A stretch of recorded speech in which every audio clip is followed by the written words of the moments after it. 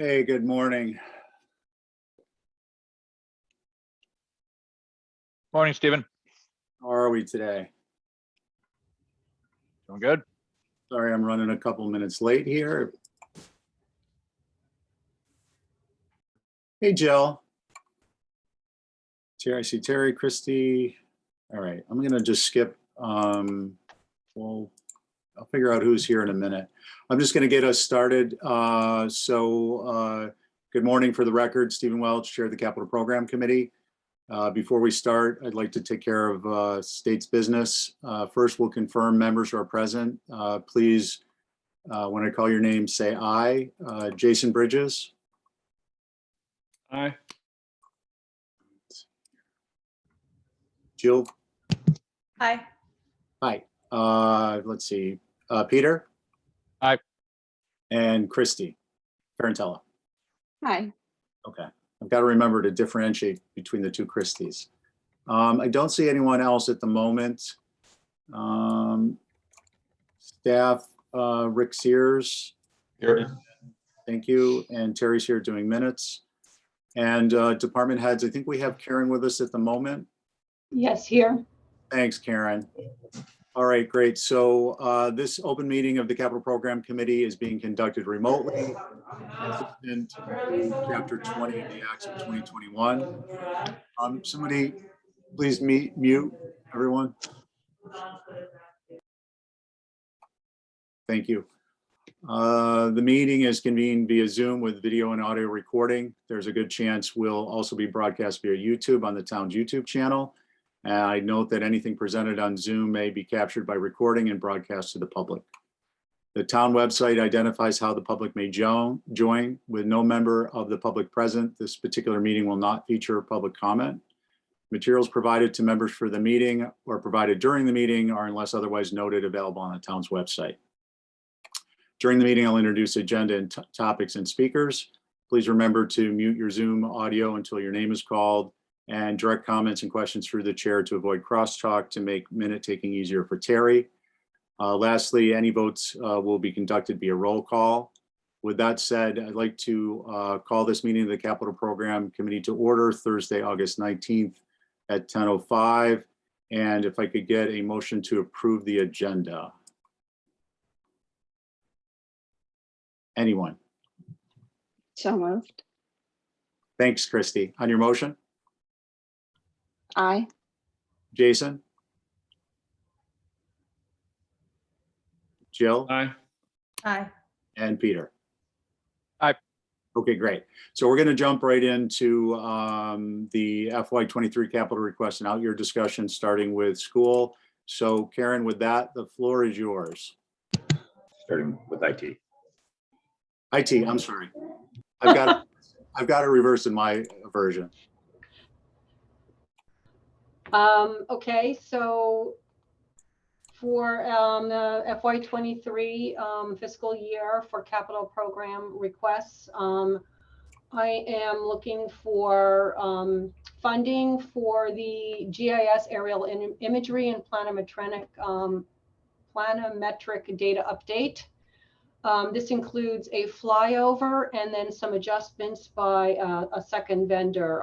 The primary vendor is Sanborn Map Company, and they provided us with a quote of around $137,000, and then we allowed additional funds for AGI to do the final configuration work, and the capital request is $170,000 for next year. This is, we do this every 5 years. It's a regular project that we do all the time to keep the GIS maps up to date. Thanks, Karen. I think what I just to give this a little bit of structure, we'll deal with individual current year requests, and then we can deal with out year requests as a whole. I might change that up. Okay. Of course. So are there questions or comments for Karen on this particular request? Jill? Sorry, Karen, I'm new, so I don't really know how this works, but with the GIS, do you update those images every year or every 5 years? Or, I mean, things happen so Every fast 5 here. I'm years. impressed you can do it. Every 5 years, my GIS coordinator, Nathan Porter, contracts with the vendor, the map company, and they perform the flyover of the island to take into account any changes that have occurred in the past 5 years, both for topographic and for structures. And then the Applied Geographics, AGI, is the vendor that does all of the final fixing, so the maps look really nice on the website. So it's every 5 years. Okay, so does this line item come up about every 5 years or? Correct, yes. Okay, thank you. Okay, thanks. Any other questions or comments at this time? Peter? Excuse me, sorry, Jill, I made an error. That's every 3 years. Okay. Last one was 2018. Okay. Thank you. Peter? Actually. Yeah, thanks, Stephen. No, I'm sorry, 5 years. I'm sorry, 5 years. Karen, so just curious, so if we did this, let's say, 4 years ago at this point, are we using the same vendors, looking at the same vendors, or does it go out? Correct. To numerous? Okay, so The same ones we've standard been vendor using. for this. Gotcha. And how are we seeing the price increase over every 5 years? I mean, do you recall what it was the last time around? I would say it's about maybe between 5 and 10% increase. Just looking at the rough numbers here, unless I do the calculation, I can't give you an exact number, but. No, that seems reasonable over a 5-year span. Great, thank you. Okay. Yeah, I think it was 140, just under 143,000 4 years ago. All right, Karen, what's the next one you want to present? Network infrastructure. This is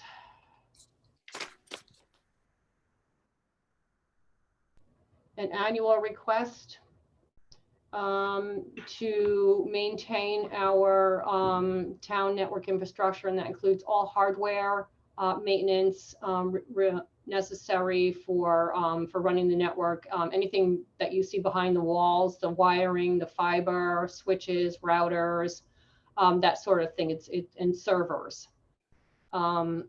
physical servers, not the virtual server environment. So this is just a regular funding line item to make sure that we have enough money in the event that we need to upgrade, replace, or repair any equipment. And it also gives us funding for unanticipated emergencies. And was there an increase this year over last request? No, there was not. Okay, so just a level funding. Okay, thanks. Yep. Questions or comments for Karen on this one? I'll note to the viewing public, when they eventually get to this, enthralled with the workings of the Capital Program Committee, that we at Capital Program Committee have the information that these requests are based on, with backup detail and quotes and estimates to review prior to the meeting. So in any event, Christy Kickham, welcome. Christy, we covered with Karen GIS, and we just addressed the maintenance on the network infrastructure. And I think, Karen, we're going to move right on to one of your other three. The next one is replace town computers. This is an annual request. We did increase this from last year from 62,000 and change to 66,000 annually, to adjust for increases in the cost of equipment and acquiring this equipment. This is to replace all of our desktops and laptops for the town departments. So basically, it's something that we expend pretty much 100% every year. Okay. We have a 5-year replacement cycle for our desktops and a 3-year replacement cycle for our laptops to keep everything up to date and secure. Okay, thanks. It seems like I've been here for 15 years based on it. Just seems like we've heard this request so many times, but I know it's an annual. Yeah. Questions or comments for Karen on this one? Yeah, Jill and then Peter. She got you. got me. Sorry, Peter. Just wanted to know, like, how many computers does that really amount to? Like, what percentage of the workforce is getting a replacement? Well, this year was an outlier because we are replacing all of our Windows 7 computers to Windows 10 version in order to meet a final deadline by Microsoft for end of life of that operating system. But this past year, I don't have the exact numbers, but I will have to get that for you. Or Karen, if I may, do you have a general idea of percentage of the overall? It's about 20% per year to cover that 5-year cycle for the desktops. And we have about, let me see, I have those numbers here. We have approximately 250 active desktops, so it would be about 25% of that. This past year, we probably replaced 50% of those. And then laptops, we have about 50 laptops, and this year we replaced about 75% of those, but ordinarily it would be about 30%. Okay, thank you. Just one Jill, more go ahead. question, if Yep. you don't mind. I'm just curious how this works, but is there any way that you all just go to laptops completely? And if so, does that mean people would need 2 laptops? I mean, that just might not be how the security on the systems work, but and the servers, how they work together. But I know so many people have worked from home. It's obvious that maybe they will keep doing that. And so I was just wondering if, getting rid of desktops, is it all something that's discussed? That's a very good question. Yes, it is something that we have discussed. And at the advent of the pandemic, we distributed a significant amount of laptops to staff so that they could work remotely from home. And the way we do that is when we assign a laptop to a staff member now, they no longer have a desktop. When they work from home, we can provide them with extra monitor and any equipment to make that work. And they log in just as if they're logging into a desktop here. When they're at the office, we provide them with a docking station and a single or dual monitor setup so that they work as if they're on a laptop, and it gives them all of the services in the office that they would have as if it was a desktop. So yes, that is a part of a growing trend, especially for staff that are able to perform their work both remotely and in the office. Right. So does that mean that over time, maybe you're going to replace the desktops? I don't think we're going to, I don't think we're going to replace all of the desktops. There are reasons why a staff member may need a desktop computer for specialized software, or they never work from home, or it's a kiosk type setup. So I see the mobile technology growing in use, but not 100%. Okay. Thank you. Yep, you're welcome. Peter, did you still have a question? Yeah, I was just curious, and this pertains to the maintained network infrastructure as well. Just curious, is the implementation, the setup of all of these replacements all done in-house? The desktop and laptop computers are all done in-house by my staff, correct? And then any of the maintenance on the network infrastructure, same thing? That's a combination of outside vendors and internal staff members, depending on my resources and level of expertise. Some of the work that's done on the network requires high-level network engineers.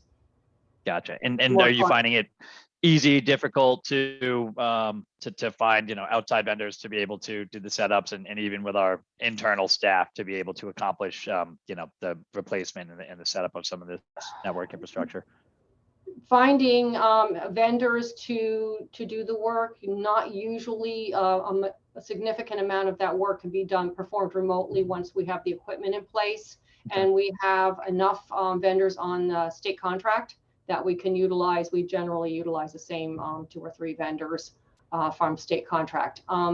As far as internal resources, we are stretched thin.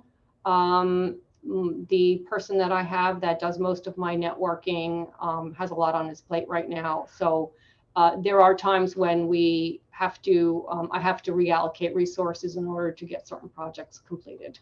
So internally, sometimes we do find that we are very stretched thin with our staffing resources to get the work done. But in general, it gets done. Got it. Thank you. Christie? Hi, good morning, Karen. Do you guys use normally the same equipment as far as the same brand for continuity? And then also, do you expend any funding towards virus protection? For the first part of your question, yes, we standardize for our switches. We use Alcatel-Lucent and Cisco for our wireless networking, and Dell for our desktops and laptops and servers. We work off a state contract for all of those acquisitions. As far as antivirus and endpoint protection, we have multiple applications in place. I don't want to go into too much detail on a public forum, but we do have protection on our firewalls, internally on our servers, and on our desktops and laptops. It's a combination of vulnerability defenses and antivirus. So it's higher level than antivirus. Thank you. Yep. Thanks. If I might add on the hardware side of it, kind of an emergent condition is the town's permitting online, and that involves drawings of different sizes and different application medium that needs to be interacted with. So that may at some point precipitate some other thoughts on the type of equipment, monitors, tablets, size of monitor screens, touchpad capability, along those lines. But that's a little bit more on the horizon. I'm just speaking from my experience with Yep. what we were talking about, the hardware. Right, and having the online e-permitting as a new offer for our constituents and customers, that's something that my staff would work directly with the departments on determining what the best way to move forward with that is. Great, thanks, Karen. Yep. Which would you like to do next? I have server virtualization next on my list. Let me look at the spreadsheet, and that is what you have on your list as well. This is an allocation that provides funding to keep and this is an every other year request, to keep the virtual server environment up and running. This is for repairs, maintenance, upgrades, replacements of equipment. We're looking right now at expanding the storage array because, as everyone knows, we just keep saving more and more stuff. And this is separate from standard network infrastructure because it's generally maintained by a different vendors on a different state contract. And we do have a redundant system in place where we have a copy of the virtual server environment at another location in town, connected via high-speed fiber. So when we replace, like, let's say, for example, we have to replace the 2 core servers, we would have to replace 4 of those in order to continue our redundancy. The same thing with our storage array. So thus the $75,000. Right now, we're in the process of getting a full health check of the system being performed, and then that's going to precipitate expenditures on either expanding storage or upgrading equipment. Thanks, Karen. Questions or comments for Karen on this one at this time? Okay. Thanks, Karen. I appreciate both you and Rick including in the introduction, the project summary section, the frequency of the request. It's helpful if we don't have all the information in front of us. So thanks for pointing out its alternate year. All right, so I think we've got to replace the wireless network and maybe some additional. Yes, this one is my plan is to upgrade or basically replace the wireless network system in the town right now. The wireless network was put into place over the years in a patchwork kind of manner, and it doesn't have central dashboard control. So my staff has to go out to different locations in order to properly maintain the system, and it's aging out. So it's time to start looking for a system that has a centralized control where we can and have adjusting wireless access points for better coverage and better service within the various town buildings. This $200,000 number is a guesstimate. I had an RFQ out this year to do a design to get an actual quote or cost estimate from vendors to determine the exact amount. And unfortunately, we did not receive any proposals for that. So I'm working with Brian on reworking how we're going to do this. But essentially, it's an estimated amount based on what I know of other municipalities performing this type of a project and scoped out to the size of our town. So so this one is, I don't have exact numbers for this. I don't have a quote to work on. So like right now, like I said, this is pretty much an estimate, but we do need to upgrade the wireless network. Okay, thanks. Questions or comments for Karen on this at this point? Karen, I don't see any. I have one. I'm just kind of curious. I noticed when I was reviewing these over the weekend that the horse fountain is in, which is actually in the maintained network infrastructure, Yep. which I understood to be a wireless node, public access wireless node. I was just kind of curious why that wouldn't be in the wireless side of the equation. Or was it just that it was included in the network infrastructure as an example? It was included as an example, and part of it's probably going to move into the wireless network project because the downtown core is included in that evaluation and design for improving our wireless network. It was there because it was put just because it was put there when I was working with the previous DPW director on getting this project going. Okay, thanks. And that was the precursor question to on the wireless side. I presume that there's some type of way to throttle the bandwidth of the public side so that there's no degradation in the town service side. There's a couple of different ways to do that. We can do that all on a single point of contact to our ISP, or we could actually install a separate one so that would be completely separate services. Initially, if we were just going to, for example, this might be too much information, but if we were just going to go with just the horse fountain wireless, that would have been a direct Comcast connection. It would have been a separate service. But as an overall project, there'd be shared real estate with the fiber connections. And like I said, either we would set it up as a separate public network and be able to throttle it down, or we would contract for a separate physical connection to the ISP. There's two different ways to do it. Okay, thank you. Yep. That's helpful. I was just kind of curious. Any other questions, comments? All right. So Rick, I apologize. It's been a tough week. And I know there were some extenuating circumstances for you too. Do we have an actual printout of the out years for IT that you could pull up? Yep, we do. I was going to ask you, it might be easier to go through these projects with this sheet up. So Thank you. 1 second.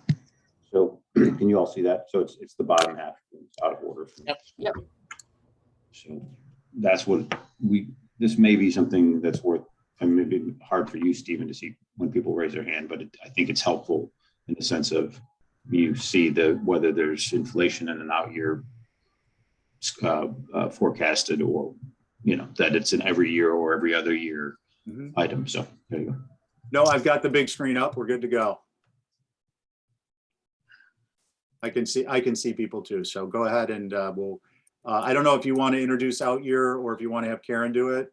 Well, I kind of think she's spoken to it a little bit along the way, and I think probably it may be easier to talk about these projects both as Karen did. So for instance, updating the GIS network, we have it in for every 4 years at this point in time. You can see that FY27 for $300,000. And the reason that one is, I'll let Karen speak to this, but the reason that number is larger is because there's two types of digital imaging you can do. One is I'm going to call it a refresh, and one is a brand new full scan, as described in the capital software request project summary.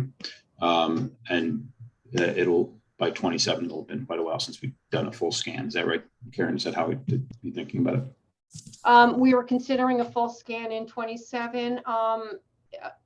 It is the opinion of the GIS coordinator that we don't see significant topographic change on the island other than erosion. And the updates pick up any, structures and things like that. So it's not necessary to do a full scan every time. Basically, a full scan is you're starting from scratch, as if you've never done a scan before. So everything's brand new, which is why it costs more money. And so the past several scans, the updates have been sufficient, but we like to project the full scan amount so that when we get to the next cycle, if we do determine that we do need a full scan, the budgeting, the planning is there in place. Okay, thank you. So just in the interest of time, I'm going to ask a couple of quick questions on this and then see if there are any comments. It seems pretty clear that with the exception of the replace the wireless network and the server virtualization and maintenance, that the out years are established with some type of a inflationary escalation in some or all of the out years. It appears that the server virtualization and maintenance is on its alternating year schedule, and it appears the replace wireless network doesn't have an out year placeholder yet because we don't really know the magnitude of that number. Is that a fair assessment? Yes, the replace wireless network is a one-time request. Once that's in place, it'll go into the maintenance line item. Okay. For infrastructure. Okay, and then Karen, on these, other than what's here, do you anticipate at this particular point any exceptions down the road that we, large order of magnitude we'd want to be aware of now, or these look pretty solid? The only other item I would anticipate that would be a large scale item would be the wired network. Wired, switches last about 10 years. And so we may be looking at, we do a regular replacement of those over time. So the infrastructure generally covers that cost. But in the event that it's determined that we would need to completely replace all of the switches, that would be a large expenditure. We don't anticipate that happening because between my network vendor and my internal person, they keep a pretty good eye on the aging out of our switches and upgrade and replace them on a regular basis. But that would be one that could potentially impact town finances. But like I said, I don't really see that as being necessary unless there's a significant change in the technology. Wiring lasts as long as you leave it in the walls, pretty much. So major wiring projects would probably fall under projects such as if we were building a new building or renovating a building, it would go under that project and not under this. So I see this as being pretty stable for now, barring any unforeseen disasters. Okay, thank you. That's helpful. Any questions for Karen on the out years or her comments? All right. So with that, Karen, I'd like to thank you for putting this together. Peter?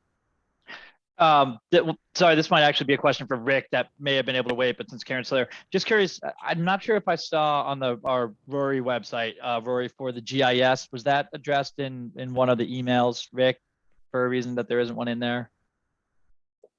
Yeah. Well, if it's not in there, it's only because I missed it. I apologize. Let me just see. I was doing this on the fly. No, I have it. No. So okay. Oh, I see what you're saying. You mean in the capital request software? Yeah, sorry. Yeah. Okay. So Peter, so I don't, maybe I know I sent the note late, but we've been having a little problem with generating the correct Rories for this year's membership of Capcom. And we've got some weird stragglers like our summer intern that shows up in some of these Rories that have been progressed. So for today, we're not going to use the capital request software for the Rories. Instead, I sent you this morning, I think about 7:45, a spreadsheet that replicates the Rory form in the capital request software. And we'll use that for our ranking today. And then you'll send them all back to me, and then I'll get them into the system when we have the system ready to go, which Gotcha. Okay. we'll go Sorry if normal I next- missed back that. to normal next week. Yeah, apologies if I missed that. And then just Not at all. but for the background information, you know, I'm on the site now and it has all the other IS and GIS ones, but doesn't have Oh, I the see. information, the background information for Right. the GIS mapping. Right. Okay. I'll get that to you guys. I apologize for that. I guess that's part of the function of not being able to progress these to the right, advance the request to the right, to capital committee. Yeah, no problem. Just was curious. Thank you. Okay. So again, Karen, thank you. We appreciate it. We appreciate the backup information, and we'll get the GIS backup when the reload occurs for capital program committee members. I'll mention too, just for our liaisons, that this information is, if it isn't currently, it will be available through a login username and password for the select board members, the FinCom members, and the NP and EDC, so that if they want to get into any details, they're welcome to do that. And then we're always available, and obviously Rick and the department head to answer questions. Thanks, Karen. Great. Thank you very much, everyone. Thank you. All right, so let's see here. We've got the school coming in.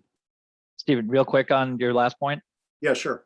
Yeah, just for the new members, it is really helpful once you have access to the website, you know, bookmarked, easy to get into, to pop open these, you know, kind of centralized information kind of reports that really gives the background and the detail. You know, there's prioritization, cost and funding, delivery, supplemental documents. And so, you know, if a department head's just jumping into a line item, you know, and you feel a little lost, or you're looking for, you know, some summary or some backup on it, it helps. I had them open on my other screen here, and, you know, when she's going through them, you can familiarize yourself if you haven't already, going into the meeting. So just a tip for any of the new people in the room. No, that's helpful. Definitely more useful than flipping through the pages. Jason? So, you know, every year I always say with IT, and I'm always asking Karen, like, double your capital, triple it. Like, there's nothing more important than the functioning, the tools and the services the town needs to communicate and do their job, right? Don't, you know, and I don't think they're doing this, but I always want her to think, you know, bigger and get the best cameras to communicate with people or whatever it is, if it's infrastructure. And I hope she's doing it, but I keep trying to encourage more capital in her IT world.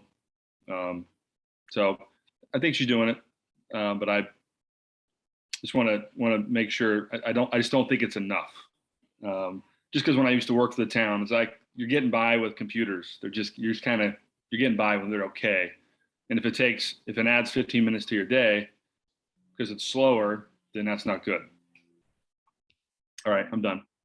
No, thanks, Jason. We're waiting for school. Well, we're waiting. I'll say, you know, half jokingly, because I understand Windows 2007 is used in some instances because it's a mission critical aspect to software that has to be used. But the fact that we're using 2007 and it's 2021, certainly, you know, upgrades are a good thing on the tech. And it's also relatively small dollars compared to not only the cost of what other departments may request for rolling stock or new buildings, but also with respect to the return on the investment by increasing productivity, or at least making it easier to have town employees take their work home with them. That was a joke too. Rick, do we have school? We're joining it at 10:45. I thought maybe I was I didn't trying know to if you move us wanted to- along. That's going to no, be I didn't know if you goal wanted this to. year. I didn't know if you wanted to do the Rory while while we Yeah, wait. actually, that's a great idea. I appreciate that. So would you mind actually pulling that up on the screen? Yeah, sure, sure. And then if you'd be so kind, my real estate on the screen is taken up when school logs in. Yeah, I'll get that. Yeah. Thank you. So what I did, Stephen, just quickly, and then you can go ahead and talk however you like. This replicates the Rory framework over here on the left side. And then all I've done is put all the capital projects along the top. So you can work your way down, Rory each of the projects and then send it back to me. So, but Stephen, I think you may have some preliminary statements about Rory's in general. Yeah, and Jill, I will follow up with you offline to get in some details. I'm sure you're going to have some questions on this. The 10,000 foot view this is really the big words come out. It's a multi-criteria decision-making tool, and it's been used.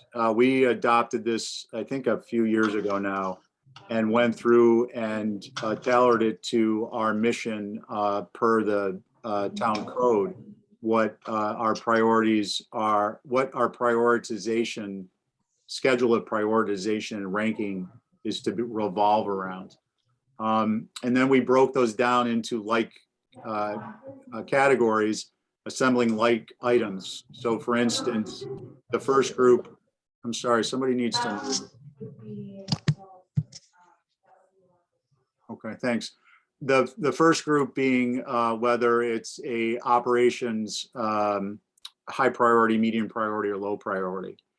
And then what we did is once we grouped them, we ranked them relative to one another. We did that for each of the different groupings. So there's continuity A, continuity B, cost. I think the other one is resilience. So each of the items within the category were ranked relative to one another. And then we ranked each of the categorizations relative to one another. And then that gave us a methodology that is used and can later be replicated, and people can be subjective in how these rankings, these value rankings are applied. And again, I can go into more detail with you on it in a way that might make more sense, because without elaboration, it's a little more involved, not least of which is what do these criterion actually mean? There's words there, but how are they applied? So for today, what we're hoping to do is, the other aspect of this is these are all available online under the respective request, so that, as Peter alluded to, you would be able to have it on your screen and complete it as we go through department's review, and it can be saved and then it can be submitted, and it fills a team average. We call it a team average, but the committee's average. At the end of the process, or near the end of the process, we use that as a guide for which requests as a group need additional discussion, which to move forward with recommendations, and so on and so forth. It's a little bit of a lot. Any questions on it at this point? Okay. So we have Diane. I see. Well, I was just gonna say, I do want to talk to you offline about it, because I don't want to bore everybody here, just to make sure that, it's hard for me to rank something when I haven't seen everything yet, I guess. So that's what was my confusion. Sure, and I will answer that, and we can get into more discussion. So the idea is that we are able to rank the request relative to the prioritization criterion, and then we are able to later rank them relative to one another. So if it's like a cooking show, we get to rate the entree, and then we reconvene at a later date with our notes and rank them relative to one another. One of the areas where knowing in advance would be helpful, all of the requests, is how it applies to cost and prioritization of what dollar amount the town manager and finance will be putting forth as a recommendation in terms of the overall amount of funding available. With this type of level of detail, we can go back and look into it. But again, we can get into as much detail as you want offline. So Diane and Richard, both school. Hi, Diane. Hi, is Dick on yet? I told him 10:45. Yep, Diane, I just jumped on the line here. I'll get video going here, hopefully. Okay, Great. thank you. And David. Hey, Steve. Hey, how are you? Good, how are you? We're getting there. There you go. Is David live? Will he be speaking, just so we know? For Terry? No? Is David with you, Diane? Dixon? Yes, Yeah. I'm here. Okay, I just wanted to get an auditory confirmation for Terry. Okay, so we're going to go ahead and jump in with the FY23 requests. We have 3 in front of us: campus improvements, building improvements, and the roof replacement. Plural. Okay, so if it's okay, I'm just gonna jump in with the campus-wide improvements.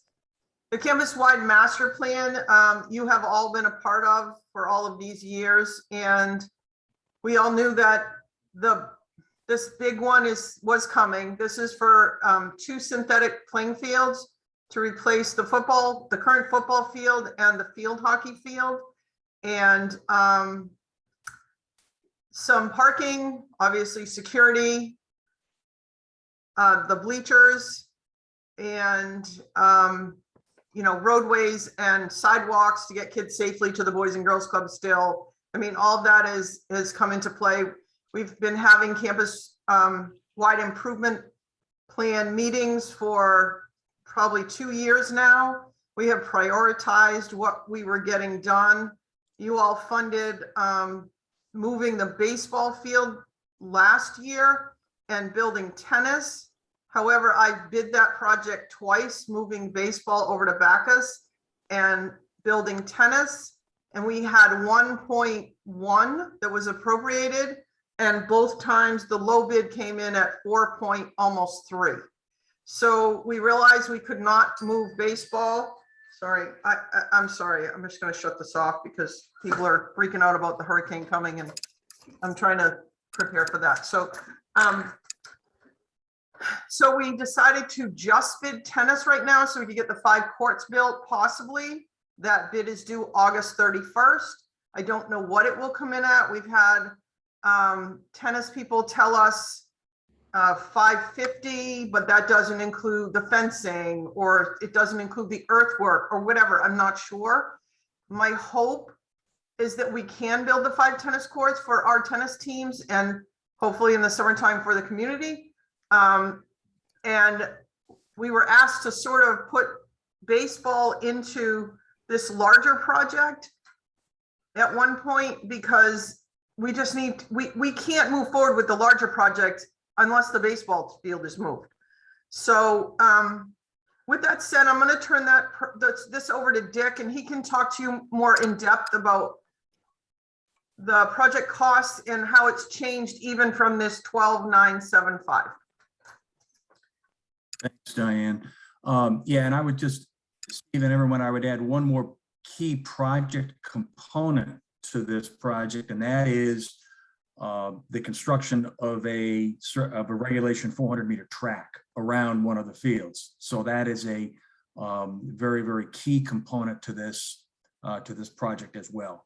But as Diane alluded, as you know, there's a lot of dynamic in construction bidding and pricing right now. The latest project cost estimate that we had prepared by Ryder Levitt Bucknell, professional cost estimators, assessed this project as it has been preliminary designed at just under $13 million at the 12,975 number. Since that estimate, though, there have been a couple other changes or modifications to things. Number one, I guess I should point out that I'll round up, I'll say that $13 million project did not include the Bacchus Lane baseball field. So now that, as Diane touched on, that we're not able to build that as part of this initial appropriation, we need to now bundle that into this overall project. And that is with the parking and the baseball field, we're current estimates are somewhere in the $1.5 to $2 million range. So that component needs to be added to this overall project cost. The other key development relates to some meetings we've had with the public regarding the construction of both synthetic turf fields, and it relates to synthetic turf. Concerns certainly understandable, and as you all are aware, regarding the PFAS issue. There was a time when PFAS was used in the construction of synthetic turf. It is not anymore, but it causes us to reassess the design components of the synthetic turf, both from a PFAS perspective, also from a sustainability and a recycling component. There are certain brands or types of turf that are more recyclable than others. And lastly, along with that part, going hand in hand with that, is the type of infill that is used in between the fibers of the turf. What was originally proposed was essentially something very similar to what we already have on island at Nobadir, but that doesn't honestly address some of the sustainability and recycling components. So we've had to add some more.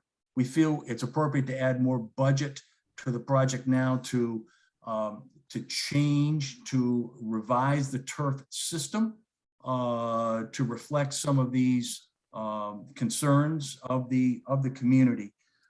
So when we take the $13 million number, we add the Backus baseball and parking to it with the security, as Diane mentioned, and the upgrades to the turf system. And that would also involve, likely, we've had conversations with folks who were involved in the projects, similar projects on the vineyard. And they have had to engage independent toxicologists and labs for specific testing to demonstrate the safety of the products and the systems. We imagine we will be doing the same. So when we put that all together, our total now, we feel is project cost is looking more at about 15.8 million, not the $13 million number. Diane, I don't know if you want to add any more to that. I would like to say that when we built the new school, the NIS school, we had a number and we did some paring down. So we could certainly take out some of the parking or maybe not do security right now to get this number down. But we really wanted to have that conversation with you all before we take anything out. So we wanted to give you the whole project as it sits right now. And we all know that this number could change again. It could drop back a little bit because in the construction world, we are seeing some things fall back a little bit. I mean, I think everything spiked right after COVID, but now it's falling back just a little bit. So our plan was to present this to you as we have it now, because this is all the information we have and we want to be upfront and transparent. And we obviously want to put this project forward. We've put years of work into it. But we'd like to possibly bid it by December, January, so we have an actual number to go forward at town meeting with. Dick, that's pretty accurate. And I'm sorry I missed out on the track. The track is really important for our community. I've heard more people in favor of this project just for the track. I realize that this is a public school project and priority will always be public school sports. But in the summer months and after practices or events are over, I believe we're sort of thinking toward leaving the gates open until, dark, or, in the summer months, our custodian staff can go and lock up at a certain point in time so that the community could use the track. I think that's it. Do you have any questions for us? I know it's a big ask. I realize Thanks, that. Diane. Before we proceed, I just want to acknowledge for the record, welcome, Beth. Okay, Christy? Yes, Diane, I was just curious to know if some of these projects, the track or the tennis courts, are in conjunction with any schools adding sports in reference to those updates. To adding sports, we already have Like a tennis team or a track team. we already have a tennis team. We Okay. do have a male and female tennis team, which really prompted us to look at tennis courts. Tennis courts really weren't on our radar 2 years ago, but really came to the forefront when we were doing the master plan, because as you're moving pieces around our campus, they fit on Bacchus Lane. They really don't fit anywhere else unless we want to lose a field. So that's why they ended up over on Bacchus. They really do fit over there. They fit in between the two, I want to call them neighborhoods. And they fit next to the baseball field. We tried to put them up across from the Boys and Girls Club. We would lose the field hockey field / lacrosse. So we don't want to do that. And we tried to put them in a couple of other places, and we would lose the potential site for a new school later on. So we didn't want to do that. So that's why they ended up on Bacchus, and that's why they sort of got lumped in with that capital request asked last year. We already have a tennis team. We don't have a track team. We do have a cross-country team, but the thought process from the athletic department is that if we do have a track, we would create a track team, and it wouldn't pull from other sports, Christy. The kids that would run track or do run cross-country aren't really kids that play other sports. It would just be another opportunity to bring them in and for a sport for them, which I think is phenomenal. Yeah. All right, and then just a quick follow-up, the tennis courts, are you guys looking at hard courts, and do you have costs for annual maintenance? And we're looking at the courts as a post-tension concrete solution, which is a very long-standing sort of construction in the sense of there's a 20-year guarantee in terms of cracking issue on these courts compared to bituminous concrete. And the maintenance, it's surfaced in a similar sort of cushioned acrylic color coding system that bituminous courts are. And that typically is every 4 to 5 to 6 years, a court will require to be resurfaced. But other than that, they are very, in that sense, Christy, very low maintenance. Thank you. They're fenced in. The fences are 10 feet high, and we do have gates. I spoke briefly with Tracy Roberts from the community school about what kind of programming we could run in the summer. She thought maybe they could do a tennis camp for the kids from 9 to 12, and then do reservations for community members in the afternoons in the summertime when the schools aren't using them.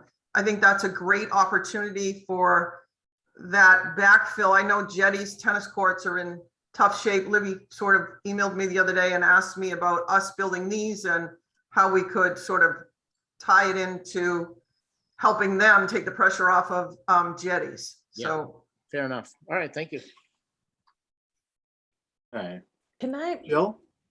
I want to make a comment, and maybe this is more directed for Christy and Jason, but it's for everyone, but they fly at a much higher level than the rest of us. But we're talking about doing tennis courts also over at the NRSA, which is the Nantucket Racket Sports Association, where we have paddle and pickle. And that's been an ongoing discussion. And I just wanted to, make sure, and that's not, well, we could talk later about who funds that, but that's also in discussion. So there's like a number of tennis courts being discussed, being put on the island. And I wanted to put that out there because that might be something, again, at a high level that they want to look into as well. That's true. Thanks, Jill. Other comments or questions? Okay, I've got a few, and then if anyone, I'll retrace. One, Diane, I didn't see the pickleball courts anywhere, so I'm not sure if there's going to be a public component for that. We have We use pickleball the courts. elementary school gym for that, Steve. Those are Awesome. also at the club. That one, but that one's not open at night for us older than elementary school folks to stop by. I haven't got my invite to the pickleball courts yet, so I'm looking for the public accommodation. All in jest. I wanted to just find out, I've got three things. One, I wanted to get some clarification on the cost of the Bacchus playing fields component. I understand that that's a different cost. Are you anticipating bringing that before us so that that's permanent in the pump for a future year, or is that being held off to a particular timeline or an estimated timeline? Can you give me some idea what's going on there? Bacchus Lane baseball, Steve? Yeah, well, I thought I heard Dick say that there was another cost component for the Bacchus Lane area fields that was in the $2 million range that I Right, missed. so we initially had the $13 million project cost, which by the way is not construction. It's about 9 million in construction. The rest is soft cost, design, engineering, oversight of construction, all sorts of other things roll into that 13 million. We added the 2 million to the 13. That's how we came up to the 15.8, because we have to move baseball over to Bacchus before we can start any construction on these two synthetic fields and the project all encompassing. So the 15.8, Steve, is inclusive of the Bacchus finishing up over at Bacchus, right, Dick? Yes, correct.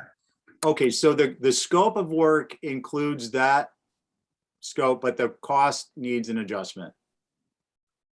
So the Okay. scope of work, we're hoping to add at this point, baseball to what we're asking. So we just found this sort of out when we met with the town, Mhm. that we needed to increase this, that we needed to include the baseball, the Bacchus field component. So that's why we're changing it today. So I apologize that it didn't get changed ahead of time, but we really just came, this is like always in motion, I feel like. Okay, And then the whole turf upgrade, the 500,000 to accommodate any PFAS questions, that change is basically in the backing of the synthetic fields themselves, so they can be recycled. Most synthetic fields that are out there, the backing, when they go to replace the backing in 10 years, those materials aren't recycled. So we want to move forward with a better product or a more sustainable product that when we have to recycle in 10 years, that product can be recycled effectively and not dumped in a landfill somewhere, which is what we're hearing, which is uncomfortable. okay. So that actually answers my next two questions. So I'll just finish up on the cost differential. It seems that, correct me, Rick, if this will be handled differently, but the adjustment will go into the request software, and we will have that for consideration when we take this up in the future. Subject to town managers' input and so on and so forth. Yep, we'll do that. Okay, thank you. It's quite fluid, as Diane mentioned. I was like unaware myself. So. Okay, no, that's Sorry fine. about that, Rick. That's fine. I just don't want to leave it. It's a significant amount of money, significant enough amount of money that I didn't want to leave it without a tag on how it will be addressed in the future. And I will certainly email you all. Dick and I sort of hashed this out last night after I got home on how this will change adding baseball into it, because we clearly can't afford 4.279 for baseball when we only have 1.1. And our tennis is out for bid, and we won't know what that number comes in until August 31st. And we will certainly share those with you. So we sort of kind of threw this, not through it. I mean, this is really thought through what our numbers would actually be. So we did this Thanks. last night. Sorry. Okay. I think, and Steve, just one other point, what we are from a Excuse me, Dick, just a second. I'm sorry. That's Dick Webb for Terry. Okay, go ahead. Just from a schedule perspective, what we're trying to also do is complete the bid documents. The goal is to complete bid documents, if possible, this fall. This sort of construction is most efficiently bid. We get the best bids in very early of each year. So we're trying to have this project bid in January to February of 23. So to Diane's point, actually, the hope would be we would have a bid number, not an estimate, but a bid number at town meeting at ATM 22. Okay, and then Jill? Thanks, Dick. Maybe it's in the somewhere I didn't see it, but do you know who's going to bid on it? I mean, I'm asking because I know of only one company that services tennis courts on Nantucket. Yeah, Jill, the tennis court bid is out now. And one of the reasons that we broke tennis and baseball apart is the feedback we were getting on the combined bids is the companies building baseball fields were having to hire tennis contractors, and tennis court contractors were not comfortable building baseball fields. So part of our thinking, Jill, was to separate the two, focus on tennis. So what is out now being bid is essentially a tennis only project. And we are having more off-island tennis court contractors now interested in the work because it's a tennis only sort of scope of work. The bidders for the bigger project regarding the fields and the track and everything there's a cadre of 6 to 10 or 12 contractors really throughout New England who do this sort of work. And so our hope is that they would be the ones, Jill, bidding the large project in January and February of 22. Okay, I was just hoping it's someone that's already servicing some of the clubs, as there's somebody who's coming out getting everybody up to speed just to share costs there. That is totally our hope as well. You never know who will formally bid the work, but we are, the hope is, again, with a tennis only scope, that there's a focus to this current bid that's due the end of this month. Thank you. Sure. I was just going to say, as an addition, I think as a municipality, you need to send out multiple requests for bids. Is that right? Oh, yes. This is Christy. This is being publicly bid right now through the school system and in a normal bidding procurement process. Yeah. It goes on a state bid procurement website called Combis.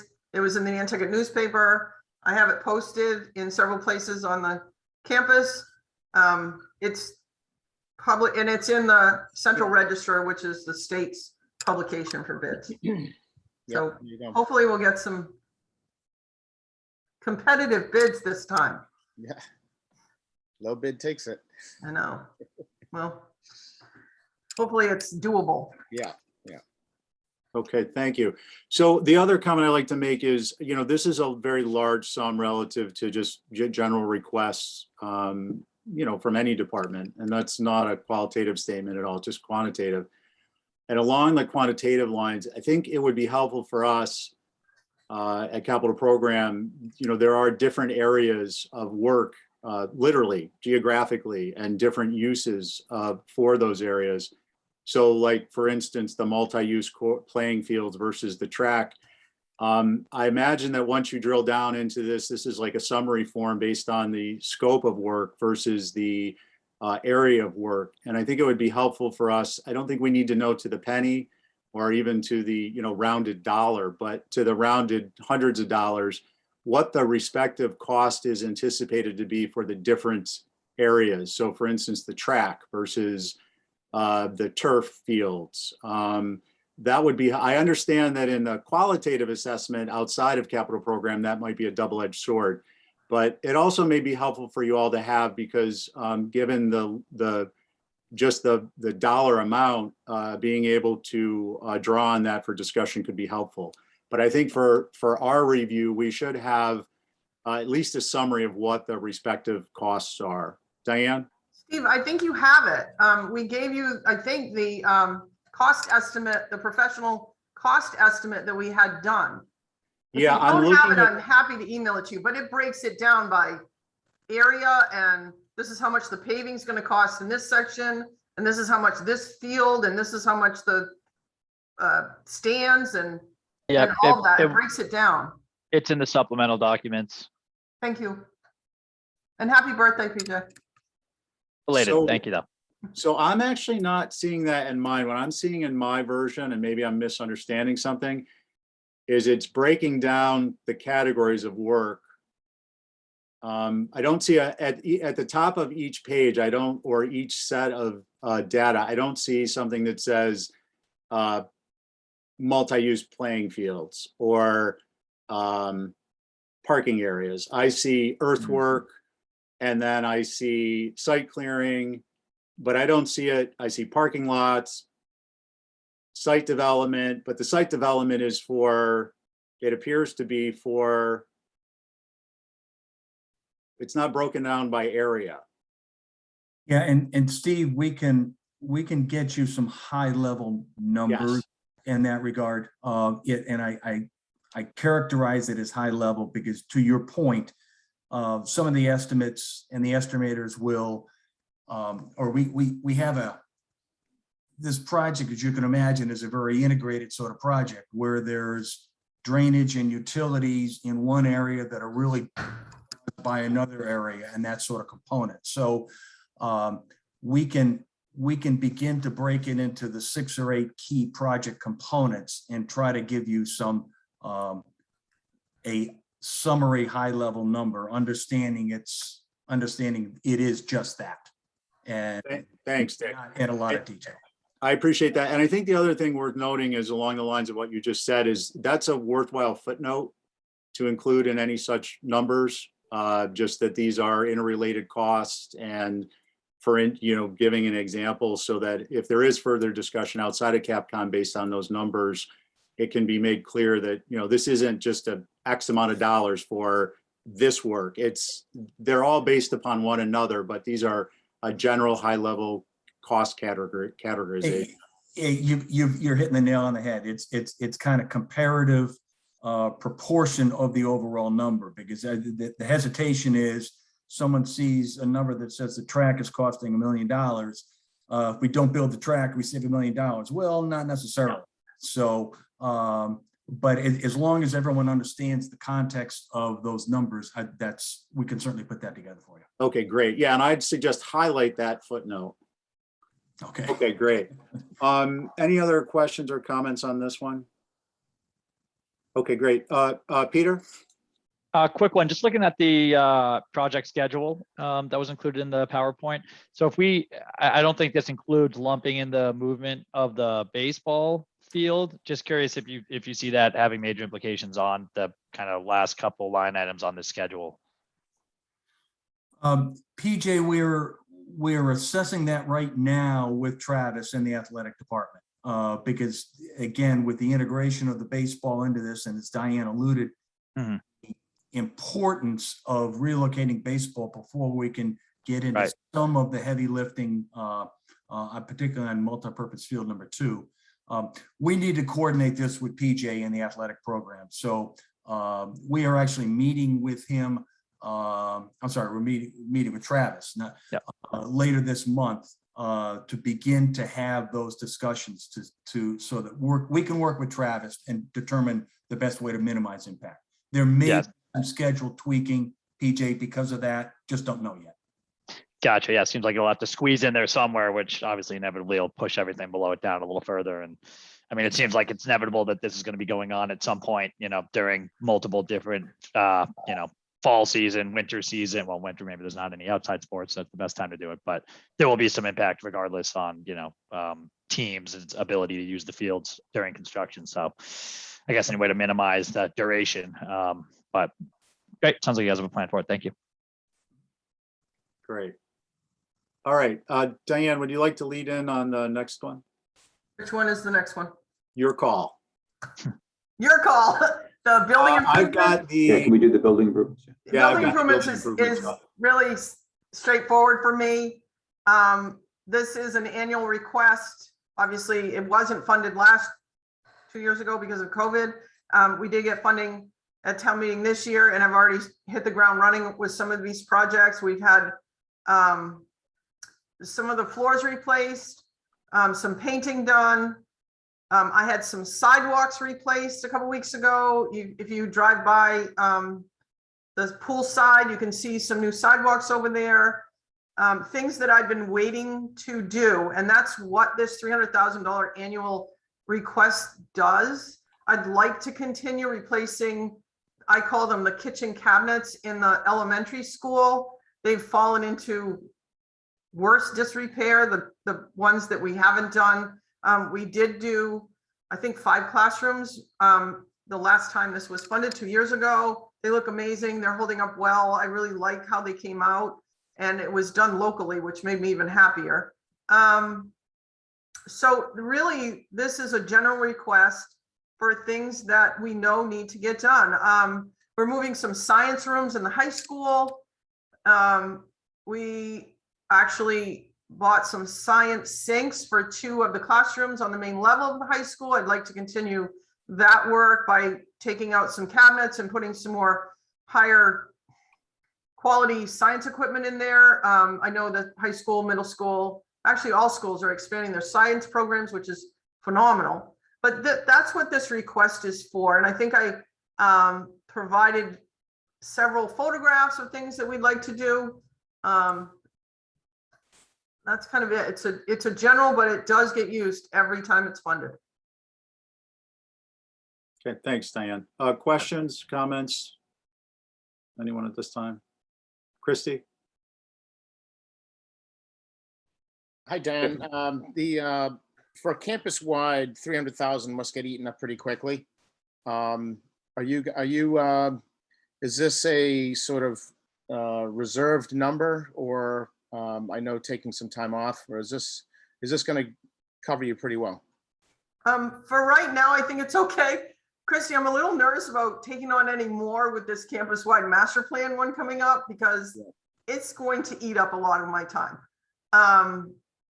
As the NIS did when it was being built. Not saying that we dropped the ball on anything, we don't. While the NIS was being built, we did upgrades to the elementary school's HVAC system. So that was the 300,000 was used for that. I think going forward, it may increase a little bit. Rick and I spoke about that. He actually suggested it, which I was grateful for. You'll see my next request is for roof replacements. I have several roofs across campus. I was looking at one yesterday on the culinary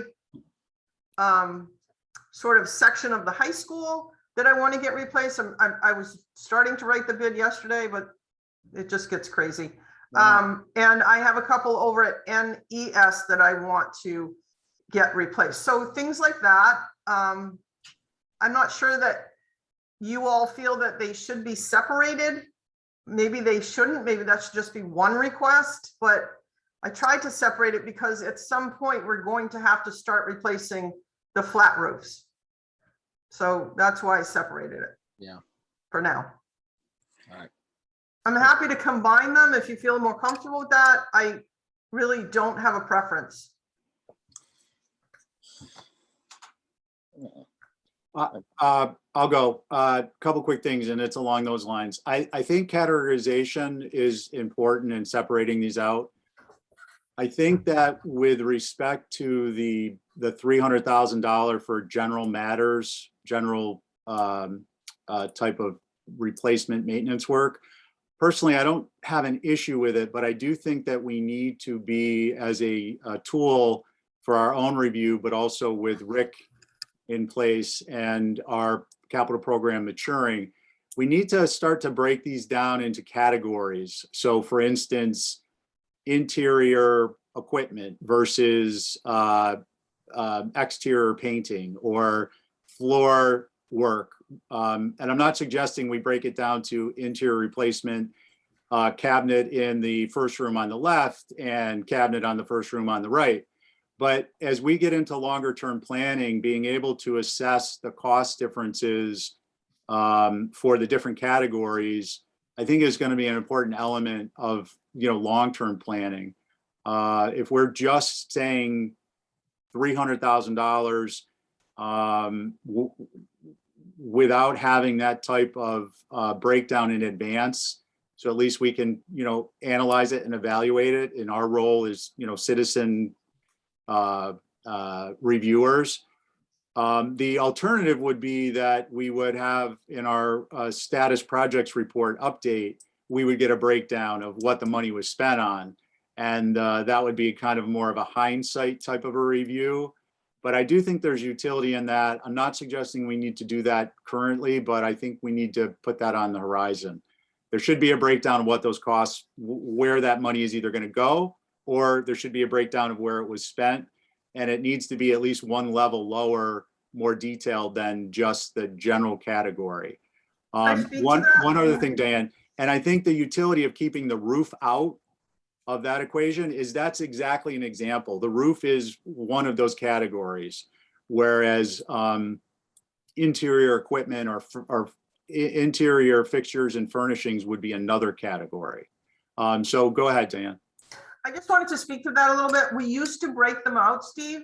Yeah. And we ended up with a whole bunch of appropriations that needed to be reappropriated because we'd end up with $430 in this appropriation left over from window replacements or whatever it was. And the suggestion actually came from capital program at the time to combine them. I have no problem at all giving you all a spreadsheet of what I spent the money on. I actually do a large presentation to the school committee every year in May. It doesn't actually say this was this account number, so this was an appropriation, but it tells you the work we did, and I can certainly break out the capital if that makes sense. Sure, it does. I have no problem with that. But we did have it that way at one point, and we were asked to put it this way. So I just wanted to give you a little bit of history why it's this way. No, I appreciate that. And I think there's two levels of differentiation. One, with respect to not feeling pressed to request this, I just want to say for the record, the school has always been very good about documenting what their expenditures are, what their anticipated expenditures are. And when I say good about documenting, I mean a pretty good level of detail. With respect to the category breakdown, I want to differentiate. I'm not suggesting that the requests would be individual based on the line items. I'm just suggesting that it would be helpful to have, for you all to identify categories that the $300,000 is funding. When the request comes in, it would come in with a breakdown as supplemental information. Okay. The request to town meeting and the request for processing through the town, this process would be the overall number. So I think what we had done, I know what we had done in the past was we said, it's too much detail. Thank you for the detail, but it's too much. It creates gumming up the works. Can you make it more general? And maybe it was lost in translation. Is that helpful, Diane? Sure, I'm happy to Okay. break it down for you. I don't have any problem with that. Okay. I mean, I have it broken down for myself, so. Yeah. Okay. Just as a supplemental document, not as requests. Sure. Okay, great. Roof replacement. Like I touched on before, I do have a few right now that need to be replaced, and I might use the 300,000 from the last year's appropriation for FY22 to replace those two, because I feel we might not make the winter. So I don't want to put us in that position. I really want to move forward with getting those replaced. Generally, we get one or two contractors. One is always less than, the rest. So I'm comfortable that I could get them done with that 300. But going forward, I mean, I look at our flat roofs and the age of them, and I know they're going to have to be replaced at some point, and they're very, very expensive. So things like that, that is why this came up. Because like you said, Steve, this would have been lumped in before into the 300, but I'm looking at significant costs coming up with the larger projects. Okay, thank you. Questions? No? All right. So we'd like to, Jill, sorry. Sorry, I did want to ask one bigger question. I'm sorry I drag everybody through this, but on the larger budget item with the multi-use fields and things like that, I was wondering if you all did look at any of that being indoor. And I'm not trying to drive up costs here. I'm just, we live on a cold, wet, and windy island. And if we're providing these wonderful services for the students, and I think we should, I just wanted to know if that's ever been talked about, bubbling turf fields or things like that. We did. We spoke about it in the committee. We had a conversation with Ray Pohl from HDC. Obviously, he doesn't speak for the whole committee. And Dick can speak to this too. He was on the call. I don't remember, Beth, were you on the call? And it wasn't really a favorable thing because the field we would put it on would be the one on Sparks Avenue, which is the current field hockey field. I don't think it, I don't know that the track, football, soccer field could be enclosed. That would drive this price really high. But yes, we did look at it. I mean, our enrollment is fairly high. It would be great to have another gym space. I've been to colleges that have these wonderful, really basic enclosed fields, synthetic fields, and they're wonderful. And they do use them, consistently. But we sort of backed off. We backed off from lighting the second field because of the lighting initiative. I mean, we've committee-wise really vetted so many of these suggestions and think they're wonderful. And then when we go down the road with them, we find that it's really not the town doesn't really have the appetite for it, or the community doesn't. So we've sort of backed off. Well, I wondered with what I'm hearing you say, and I would love to talk to Jason and Christy about this more or hear their thoughts, is it sounds like the HDC doesn't have the appetite for it. Well, I mean, I think a lot of people would use indoor facilities, and it's something I think most people recognize the island needs something like that. I'd love to know more about why the HDC wouldn't grant a waiver for that, but I guess they granted a waiver for a lot of other things. we didn't actually go to them with the request. It was just it sounded like it was I understand it's an off the record conversation. Yeah. I'm not pinning it on them, but obviously their weighing in is important, and Stephen can tell us about that. I would hate to see that get in the way of something I think we all agree is there's more demand for it. And this post-COVID era, we're definitely in demand of people needing ways to get together, and just that recreational piece that we keep talking about island-wide. So I'll just comment real quickly on the HDC role. The HCC did not review even informally a 4-story polycarbonate structure that you'd be able to see through, or a steel structure. I took from Diane your comment, if I understood correctly, is you kind of had an informal discussion with the chair to kind of give a general idea of what he thought appetite might be. And Jill, I understand your comments. I don't necessarily disagree with them. I don't know, and this isn't for me to determine, but how any of that fits into a timeline that the school has or proposed if there were to be a change. I don't know, and again, up to the school to determine, and to a large extent, the town manager and the select board with respect to prioritization, what type of planning could be put into place so that if some type of a structure were put up later, would we have a sunk cost totally lost on these facilities, or could they be adapted to some portion of these areas?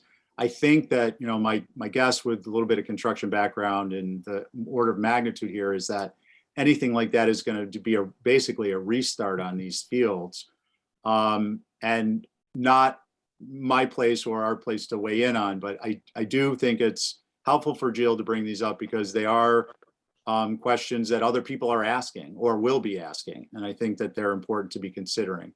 So that was just HDC kind of rolled into timeline comment on it. And then I'm going to bring up Christy Kickham had his hand up. Yeah, just a quick comment. We know from DPW and Airport, who was inquiring about just garage space for equipment, and without much purpose past that, and we know how costly those were. But I think if anything, Diane, it's maybe just something to think about as you develop and plan the campus, of maybe options that could apply to something that is covered, or to accommodate, maybe off-season usage. We loved the idea. We absolutely loved it. We thought it would be wonderful. Yeah. What a great use of our space, and it would give extra gym space that we have, several teachers trying to jockeying around. We thought within our committee that it would kill the project as a whole. And in all honesty, I mean, the cost that it added and the controversy from the site, I guess. Dick, is that fair? Yeah, again, we had the committee did have a lot of discussion on this, and while we didn't run to ground final numbers or any sort of preliminary design, obviously this was going to have a very, very dramatic impact on the overall project cost. And I think part of the committee's feeling was what we need are fields. We need field space right now, and we need usable field space. And to the point that the synthetic turf fields are much more usable extended seasons and in inclement weather. I think that was where the committee, I won't speak for the committee, but that was my sense of where the committee as a committee landed, saying, this is our highest priority. And again, in the context of trying to be responsive to all the other needs the town has moving forward. Christy Kickham. Yeah, and just one other component of that is that we all know anything indoors is well taken care of, as far as the elements. And so if you put together maintenance costs, annual maintenance costs of outdoor equipment or facility or some sort of sports item, you can almost defer some of those annual costs into the cost of initially doing some sort of cover. It's lofty, but it is an option. Just something to think about as far as costs. Annual costs compared to just doing something from the start. It's an upfront cost, but just a thought. Maybe it could be added as an alternate. When we initially do the bid. I absolutely, like I said, Jill, I love the idea. I was cheering it on at the committee and just kind of lost the battle as far as, and not so much that people didn't like the idea. It was really cost. And when we meet with town and, they say we have other things on the plate, we don't just have the school and we just gave you this much money for a school and that sort of thing. And we really want to be respectful of that. We understand, obviously, this is going to be a separate article. So we tried to pull back where we could. I'm sorry, Beth, I didn't mean to jump in. Oh, thanks, Diane. Beth, go ahead. I think another thing is thinking down the road, we know that if we are sustaining growth the way that we've seen over the last 10, 15 years, our student population is going to be such that we're going to need another school. So, thinking down the road, if we put a lot of cost into this, what happens when we come with the request for an additional school or with improvements to then have to do that?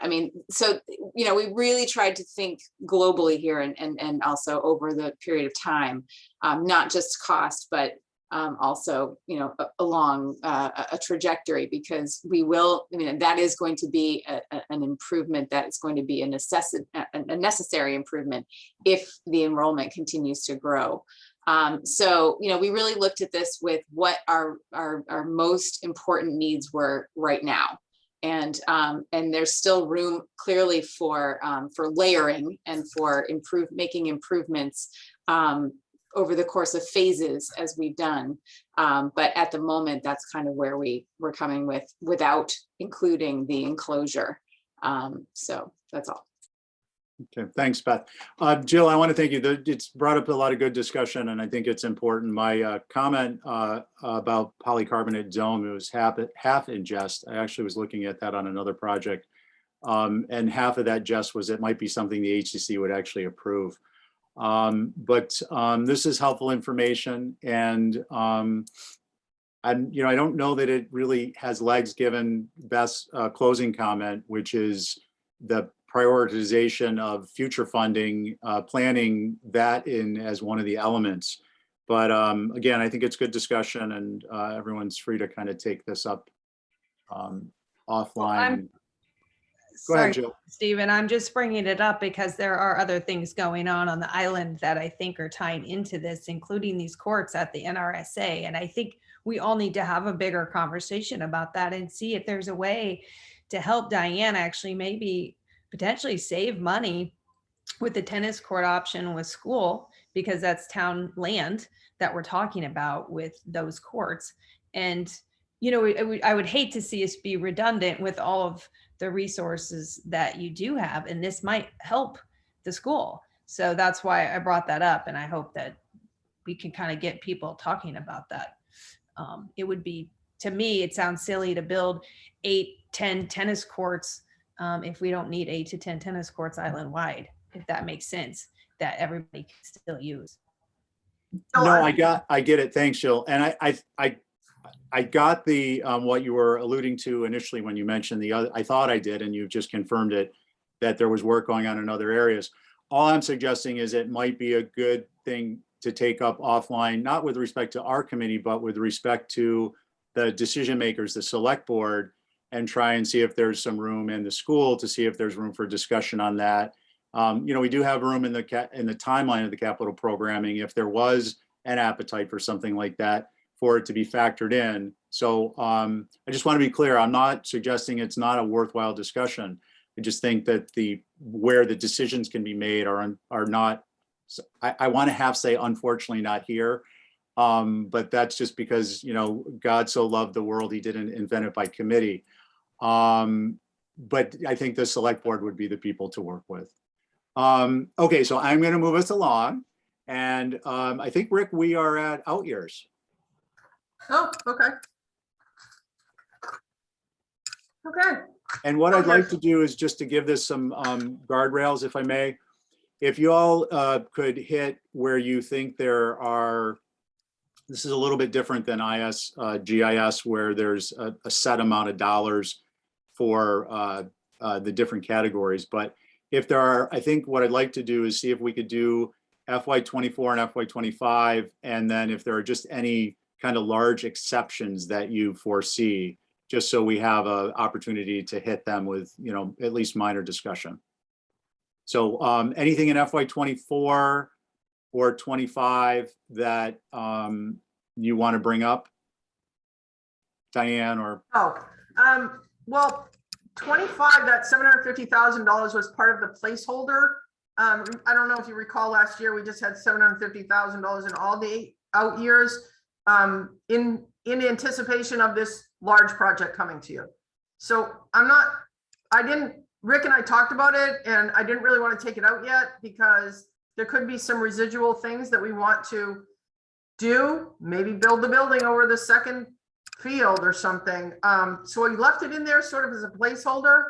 Grounds equipment in FY24, Joe and I have spoken about replacing some mowers. I don't know the exact cost. Obviously that changes year to year. I will definitely, before we present to you next year, have some actual model numbers and prices. Diane, things like that. I don't really have anything jumping out. On the grounds equipment? No. Can you get Peter McEachern sign off on those before you bring them to us next year? Sure. He just always did a very detailed job, and I appreciate it. I love Peter. So I that's also want to mention that's our a bump next for Peter. campus-wide master plan meeting is September 1st in the NIS Cafe, and anyone that wants to join in is welcome to come. I mean, it's really informative. It's all community people, and we just sit around and talk about really how we're going to move our project forward, how we're going to sell it, how we got to this point kind of thing, and it's really informative. So I wanted to throw that out there as well. I don't Okay. really have anything else, Steve, in here that jumps out. I like the $300,000 is still in there for building improvements, and the roofs. I might take that out if I'm able to get FY23 funded and we're comfortable with where we're at there. So Rick and I talked in depth about these things, and this is where we sort of landed. Okay, thank you. And then anything other than the new school in the further out years? No. Which we understand the new school is just a large Placeholder. dollar number placeholder, but it subject to all kinds of changes. No, okay. Yeah, I really don't have anything earth-shattering after this athletic compound. I'm just going to say the word compound. And hopefully we can move forward with that and get that built before I retire. That's my goal. That's excellent. I have a little So, less than 4 years, so. Diane, on the group meeting that you just mentioned, if you wouldn't mind, please sending that through just the date and time to Rick. Rick, if I may volunteer you. The reason being is it's something that if I can find time in my schedule, I'd like to attend. For some sneaky reason, I think Jill might be there. And if someone else showed up, just based on our conversation earlier, if someone else might showed up, I would want to, there's a chance we would just post notice that we were having a meeting, that we have Robert's rules, Okay. open meeting, not Robert's rules, but the open meeting law to follow. So if there's some level of, not asking it be coordinated through Rick, but at least we would have an idea. And then Rick, if it goes out, if you could just ask people if they're going to go, to shoot you back a message, just so it doesn't create any issues. All right, thank you all on that. Thank you for this. Thank you to the school for all the hard work you put into this. We may need some drill down. I do want to note the action item, which would be the kind of a gross categorization, as we previously discussed, with a highlighted footnote. And with that, we will say goodbye to you all. Thank you. Take Great care. day. Thanks, everyone. Great job, guys. Thanks. Bye-bye. All right, before we lose our quorum, I wanted to just touch base on the Rorys. So we're not doing them online. I would like to see that we would get Rorys done.